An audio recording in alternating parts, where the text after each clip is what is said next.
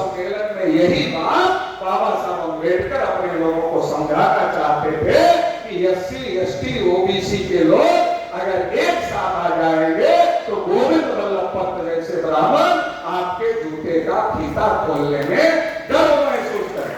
खोला नहीं उत्तर प्रदेश में, खोला कि नहीं खोला उत्तर प्रदेश में? उत्तर प्रदेश है ना, खोलवाया मानव काशीराम ने, खोलवाया कि नहीं खोलवाया? खोला लोगों ने।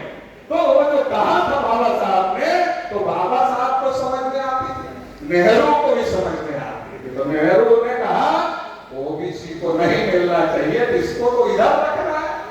अगर ये भी रिजर्व वालों के साथ चला गया, इसको रिजर्वेशन मिल जाएगा, तो कांग्रेस का ब्राह्मणों का राजनीति देश में नहीं चल सकती है।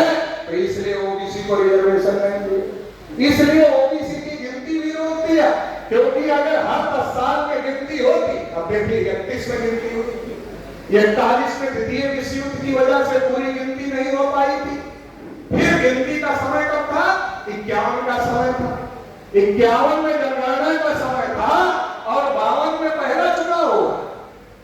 51 में जनगणना का समय था और 52 में पहला चुनाव था। अगर गिनती होती, डाटा आता ब्राह्मण 3.5%, ओबीसी 52%, अगर ये डाटा आता तो ओबीसी के लोग भी सोचते ये 3.5 वाले के पीछे क्यों जाना, ये 3.5 के पीछे क्यों जाना, हम तो इतने। तो नेहरू जी ने क्या प्लान बनाया? नेहरू जी ने प्लान बनाया ओबीसी को हिंदू के नाम पर अपने में गिनती करो। अगर ओबीसी को अपने नाम पर गिनती नहीं करोगे हिंदू के नाम पर ब्राह्मणों के साथ में, तो ब्राह्मण 3.5% है, ये पोल खुल जाएगी और पहले ही अल्पसंख्यक घोषित हो जाएगा। तो इसका प्रधानमंत्री एक बार मैं तो बन गया, लेकिन जवाहरलाल नेहरू पहला और आखिरी ब्राह्मण प्रधानमंत्री हो जाएगा। ये बात नेहरू जी को समझ में आई और इसलिए नेहरू जी ने ओबीसी को रिजर्वेशन नहीं दिया, ओबीसी की गिनती को रोकने का काम किया। ये गिनती का मामला छोटा मोटा मामला नहीं है। 51 में नेहरू जी ने रोका, 61 में फिर नेहरू जी देश के प्रधानमंत्री थे, फिर उन्होंने रोका, 71 में इंदिरा जी ने रोका, 81 में फिर इंदिरा जी ने रोका और 91 में पीवी नरसिम्हा राव ने रोका। वो भी ब्राह्मण थे, प्रधानमंत्री थे, दक्षिण भारत के ब्राह्मण थे। और 2001 में अटल बिहारी वाजपेयी ने रोका। अभी तक कांग्रेस वाले रोक रहे हैं। 2001 में बीजेपी के ब्राह्मण अटल बिहारी वाजपेयी आए। अब हमारे लोग क्या लगता है, कांग्रेस अलग है, बीजेपी अलग है, बीजेपी अलग है, कांग्रेस अलग है, वो दोनों आपस में लड़ते रहते हैं। हमारे लोग लगता दोनों लड़ रहे हैं, नीचे लड़ रहे हैं, ऊपर एक है, नीचे लड़ रहे हैं, ऊपर एक है। जब कांग्रेस वाले नहीं किए गिनती तो बीजेपी वालों को करना चाहिए था। बीजेपी तो अपोजिशन में थी, उसको करना चाहिए था, मगर बीजेपी ने, अटल जी ने नहीं किया। अपने ओबीसी के आदमी को पूछता हूं मैं, अटल जी कैसे नेता थे? तो कहता बहुत अच्छे नेता थे। तो हमने कहा तुम्हारी गिनती तो नहीं किया, तो अच्छे कैसे थे? कहा वो तो पता नहीं है कि किया कि नहीं किया, उसके बारे में जानकारी नहीं है। ओबीसी की एक समस्या ये भी है कि उसको जो जानना चाहिए वो नहीं जानता है, जो नहीं जानना चाहिए वो बहुत जानता है। यूक्रेन का युद्ध कौन रोकवा रहा उसको खबर है, लेकिन भारत में उसकी गिनती कौन रोक रहा है इसकी खबर उसके पास में नहीं है। ये बहुत बड़ी समस्या है ओबीसी की। तो हमने कहा कि अच्छा नहीं जानते मगर नहीं किया। तुम कह रहे हो अच्छे आदमी थे, तो कैसे अच्छे आदमी थे?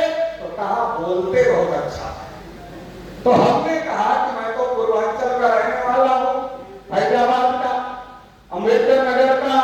उधर अगर कोई आदमी अच्छा बोलता है और खराब काम करता है तो उसको अच्छा नहीं माना जाता, उसको बहुत बुरा आदमी माना जाता है।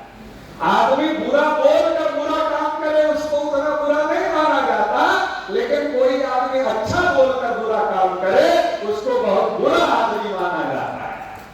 तो अपने ओबीसी के लोगों की ये समस्या है। तो अटल जी ने भी रोक दिया, 2001 में अटल जी ने रोक दिया। फिर 2011 का समय, और जब 2011 का समय आया तो 2009 में बामसेठ ने राजस्थान राजस्थान के जयपुर में जो हम लोगों का राष्ट्रीय अधिवेशन था, उस राष्ट्रीय अधिवेशन में चर्चा का विषय रखा कि देश में जानवरों की गिनती होती है मगर ओबीसी की गिनती नहीं। 2010 में हम लोगों ने आंदोलन करने के लिए भारत मुक्ति मोर्चा नाम का संगठन बनाया, और जब आंदोलन करने के लिए भारत मुक्ति मोर्चा नाम का संगठन बनाया तो उसके लिए हम लोगों ने चर्चा किया कि आंदोलन के लिए कौन सा मुद्दा रखना चाहिए। तो भारत मुक्ति मोर्चा ने सबसे पहला मुद्दा उठाया कि देश में जाति आधारित जनगणना और ओबीसी की जाति आधारित जनगणना होनी चाहिए, ये हमारे संघर्ष का पहला मुद्दा हो।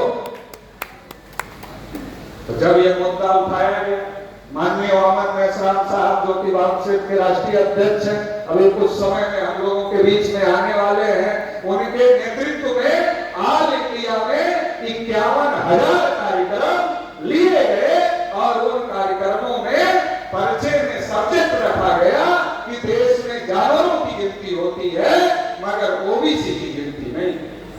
और जानबूझकर ये पर्चा जितने ओबीसी के नेता थे उनके पास भिजवा दिया गया।